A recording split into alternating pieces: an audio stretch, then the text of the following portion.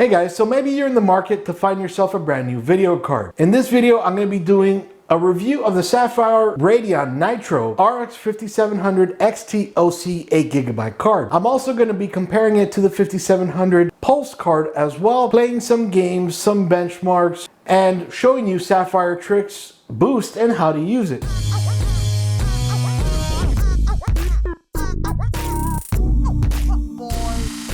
If you want to see more videos just like this, make sure to click like, subscribe, and the little bell notification. That way you know when I come out with videos just like this. So this is going to be a review overview of the Sapphire Radeon Nitro Plus RX 5700 XT OC 8GB card. So in this review, we're going to be talking about the performance, features, and then doing a little comparison and then discussing the overall value of the card. So first off, we're going to start with performance. We're going to start off with 3D Mark Firestrike. Okay, we can see here on Firestrike, we got an overall score of 22,809 and reached the highest temperature of 58 degrees Celsius. That's not bad at all. So then we come down here to the better than results. We scored 97% better than all other results. Now, mind you, this is going to change day by day as results come in, but at the time of this testing, 97%. And then with that, it reached an average of 335 watts, at the highest 423 watts.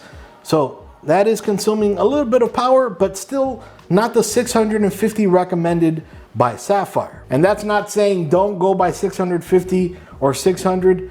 Get at least their minimum recommended, if not their highest recommended. That way, you know you're not having, if you are having an issue, you're not having an issue with power. You might be having an issue with something else, but let's go on. Now we're gonna go on to Firestrike. On Firestrike, we scored 9,251 with the highest temperature of 60 degrees Celsius. On this one, it is a little bit lower, but we scored 81% higher than all other results. Still not bad. Now, this averaged out at 343 watts and at a peak 360 watts. So not as much as Firestrike, but not bad. All right, so you can't play a benchmark, so let's get into some games. We're gonna start off with Metro Exodus. Now, if you know about benchmarks or you know about games, you know that Metro Exodus is going to take anything and everything your card is gonna throw at it. So in all my benchmarks here, I do everything at Ultra, and then I go of resolutions 1920 by 1080, 2560 by 1440, and 3840 by 2160. So again, everything at Ultra. So we make the cards feel it. So we can see here at 1920 by 1080, on average, it scored 70.74 frames per second. Incredibly playable right there.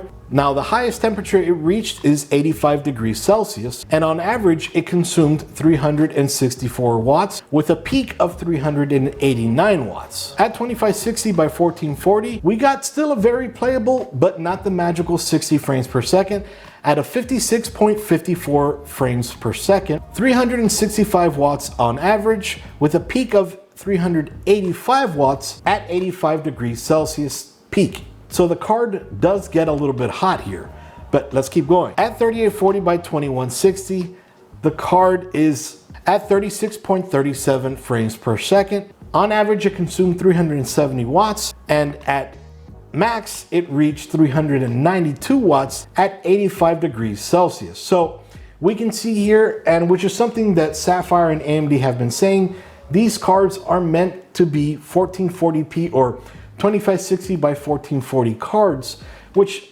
before the average was 1920 by 1080, it played great.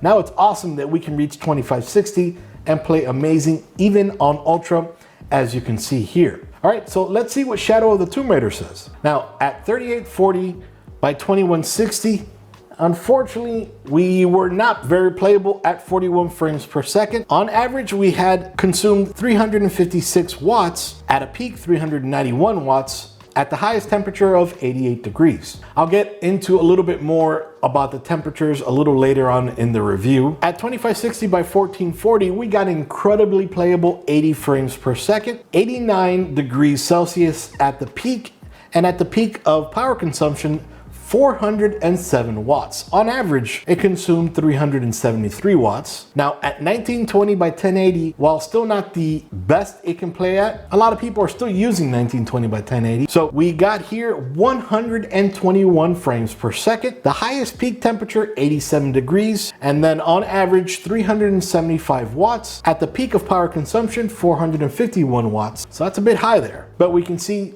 Tomb Raider, or Shadow of the Tomb Raider, was incredibly playable. Now let's check out Assassin's Creed Odyssey. At 1920 by 1080, we can see Assassin's Creed Odyssey was an incredibly playable 77 frames per second, the highest temperature 88 degrees Celsius at 376 watts on average and 401 watts at its peak. At 2560 by 1440, we can see it was still at a very playable 62 frames per second at 80 degrees Celsius max, 380 watts average, and at a peak of 401 watts again.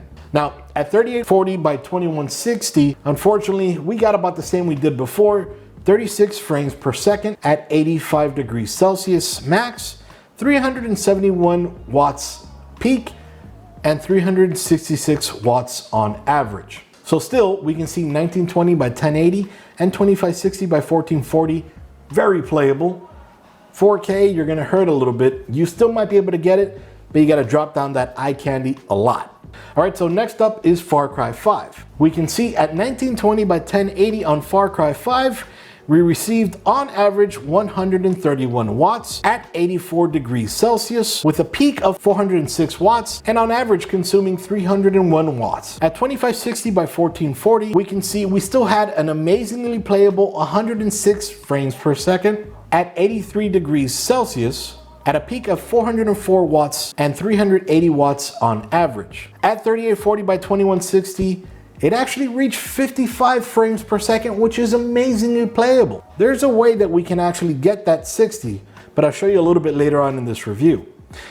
There, we scored 86 degrees Celsius on a high of 390 watts consumed and 370 watts on average. So aside from that, let's go over to Tom Clancy's Ghost Recon Wildlands. So at 1920 by 1080, we can see we got 73.86 frames per second, super playable, consumed 401 watts at max, and 362 watts on average at 82 degrees Celsius. At 2560 by 1440, we were still very playable, though not the magical 60 frames per second, at 59.86 frames per second. Here, we heated up the card to 85 degrees Celsius with a peak of 393 watts and then an average of 375 watts consumed. At 4K, unfortunately, split in half again at 34.47 frames per second. Here, the card heated up to 86 degrees Celsius, consuming at a peak 388 watts, and on average 376 watts. So we can see here just on these initial benchmarks that the card did amazingly well at 1920 by 1080, still great at 2560, but it hurt tons at 4K. Now, this is not just a review of the XTOC card. We're actually going to be comparing the XTOC card to the Pulse, which I reviewed earlier. You can see the full review overview here, but I'm gonna discuss that here as well. All right, so on 3D Mark Firestrike, again, a benchmark, we can see the total overall score was 22,982 on the Pulse and 26,788 on the XTOC. So the XT scored 12.06% above the Pulse and actually was cooler, though it did consume 89 watts more on average. All right, so it looks good so far. Let's jump over to TimeSpy. Now on TimeSpy, we can see the overall graphics score on the XTOC card was 8,995, while the overall TimeSpy score on the Pulse was 7,762. There was a 13.07% improvement over the Pulse here, and actually was 6 degrees cooler than the Pulse, consuming 109 watts more on average. So now let's see what games like Metro Exodus do.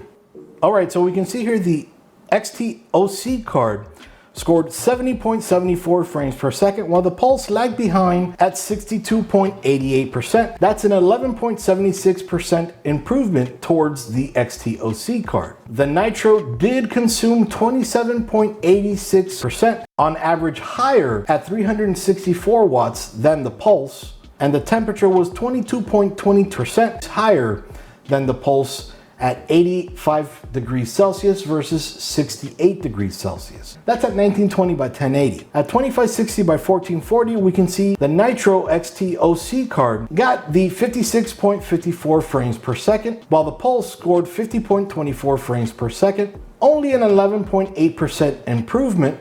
But with that improvement, there was a 15 degrees Celsius increase, as well as a 27.06% increase in average power consumed. Unfortunately, they weren't very far apart at 2560 by 1440, but let's see what happens at 4K. So we can see at 4K, the XTOC card scored 36.37 frames per second versus the Pulse's 29.99 frames per second. That's a 19.23% improvement in performance, but still, when you're this low, it's a faster frame slide than another. 29.81% more power consumed on average on the XTOC card. So now on Tomb Raider, we can see at 1920 by 1080, on average, the XTOC's card scored 121 frames per second, while the Pulse lagged behind at 103. Both incredibly playable though.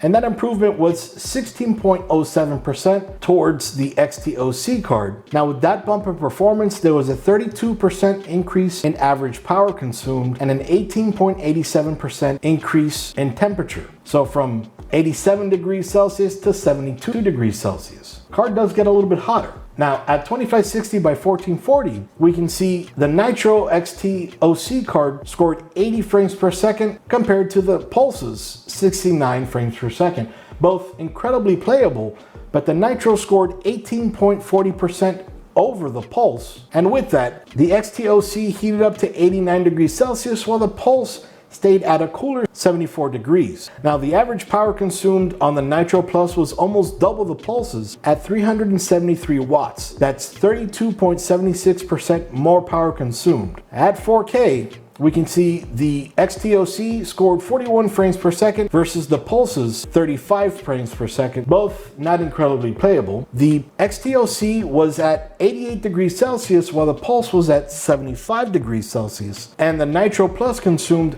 32.68 watts on average, higher than the Pulse. All right, so on to Assassin's Creed. On Assassin's Creed at 1920 by 1080, the 5700 XTOC, we can see, scored 77 frames per second compared to the Pulse, which scored 65 frames per second. Both incredibly playable, but there was a 16.90% improvement on the Nitro XTOC card, though the Nitro Plus consumed 30.46% more power than the Pulse did and came in 28.57% hotter than the Pulse. At 2560 by 1080, we can see the Nitro Plus scored on average 62 frames per second, while the Pulse lagged way behind at 50 frames per second. One of the largest gains in this review. Now with that gain, the Nitro Plus is drawing 27.89% more power and generating 17.69% more heat than the Pulse. At 4K, we can see the Nitro scored 36 frames per second compared to the Pulse's 32 frames per second. Both horrible slideshows, but anyway, that tiny bump heated up the cards, or heated up the Nitro by 20.79% over the Pulse and consumed on average 29.11% more power. So let's see what Far Cry 5 says. At 1920 by 1080, we can see the Nitro XTOC card scored 131 frames per second compared to the Pulse that scored 120 frames per second. Both pretty awesome.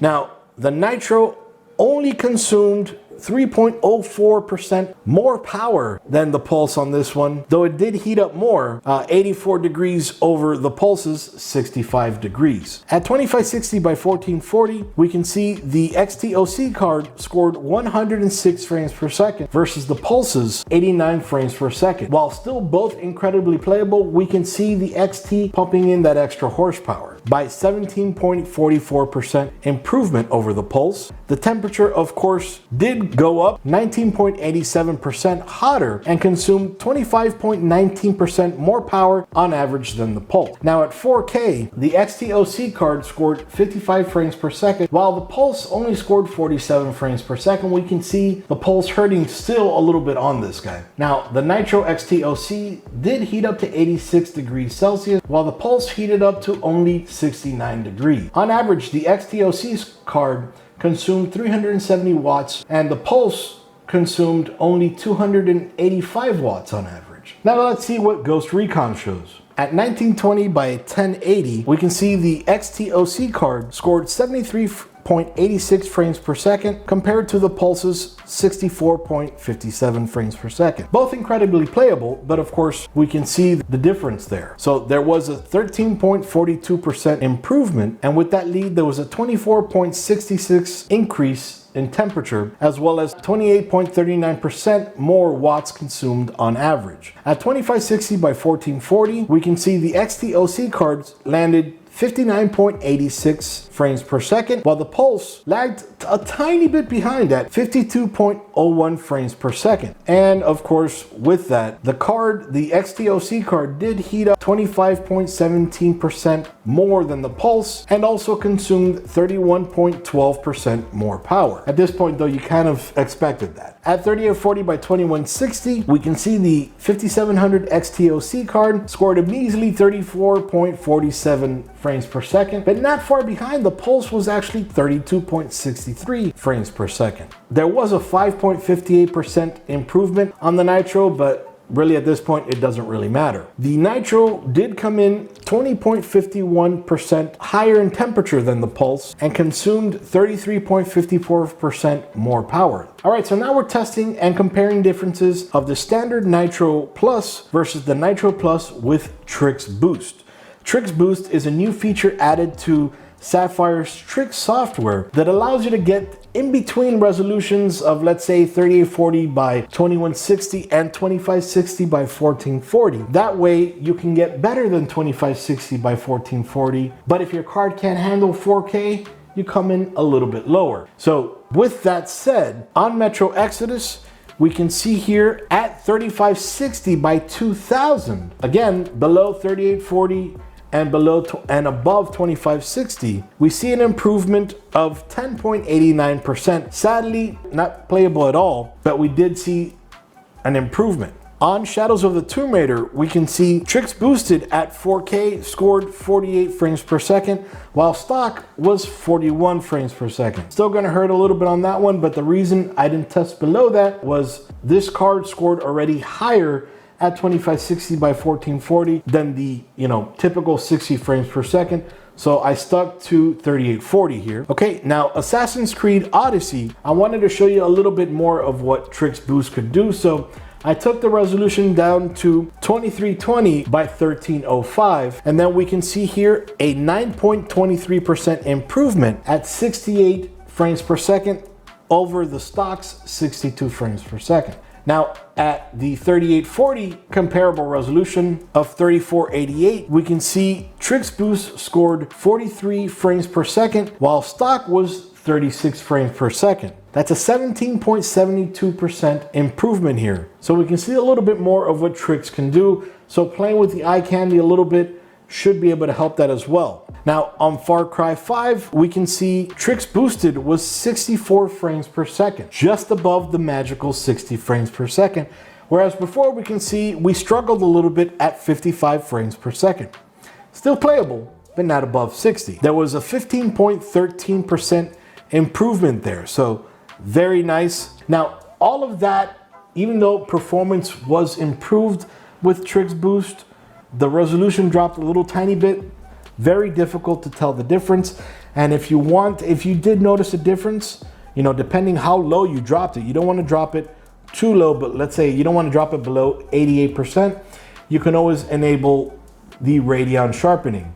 So that definitely helps there too. But now, since we were not really overclocking, we were kind of getting the resolutions in between the resolutions. There was no wattage increase and there was no temperature increase. 1 or 2 degrees and 1 or 2 watts, you know, but that's within margin of error there. So we can see above some of performance within games. That way, in case you're wondering, you know, I've seen all these benchmarks and I've seen all these everything, but how does the card play? So with that, I played a few games and you can see on Ultra, some I had to drop down to high, but it played incredibly well. What does that mean for the card? What do I think of the card? Well, at about $89 more, you're getting RGB, you know, you're getting beautiful lights all over the card. You also have the ARGB header. That way, if you have RGB on your board and you're using, for example, Asus Aura or MSI's Mystic or whatever overclocking and RGB software, linking the card up to the motherboard and using those pieces of software will actually be able to sync the card with the rest of your system. I know a lot of people are going to prefer that. Now, the there was more power consumed on the XT-OC card versus the Pulse, but you know, there is more performance there. Now, one thing you may have noticed was the temperature was a lot hotter, and there can be, you know, aside from the temperatures being hotter because there's more performance, there's a third fan there. With that, I did some research, and at this point, sadly, I had already returned the card back to Sapphire. So I called upon some of my friends, Sean and André, who they helped me with this part. I saw it before, but I didn't pay a whole lot of attention to it. So as you may know, for example, within GPU-Z, there's a GPU temperature. But these cards also have a GPU hotspot temperature, both of them. So a lot of people might only look at GPU temperature. Ah, cool. But the big one you should be looking at is the hotspot temperature. Now, the GPU temp is only going to measure the temperature around the GPU. Cool, it's always good to have that information. But the hotspot temperature tells you the peak, the hottest that card got. And that's something you definitely want to know. That way you can align your cooling a little bit better, or maybe, you know, if you want to do some liquid cooling on the card, though that will void your warranty, but you have some options. But it's good for you to know that temperature. So that third fan can potentially help. Now, at the time of this review, Sapphire TRIXX could not overclock and I could not control the fans, so I couldn't put a better fan curve than they already have.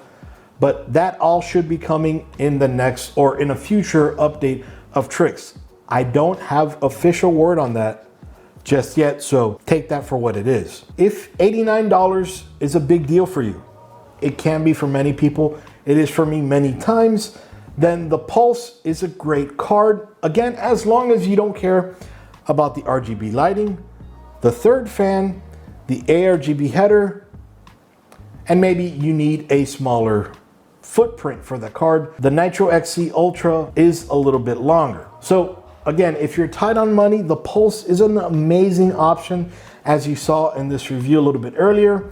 The XT, if you want that extra oomph, that extra performance, and the promise for a little bit later on, you'll be able to utilize a fan curve and overclock with TRIXX, I'd probably end up going for the XT-OC card. But anyway, let me know what you guys think in the comments down below. You know, what you think about the review overview, what you think about the cards.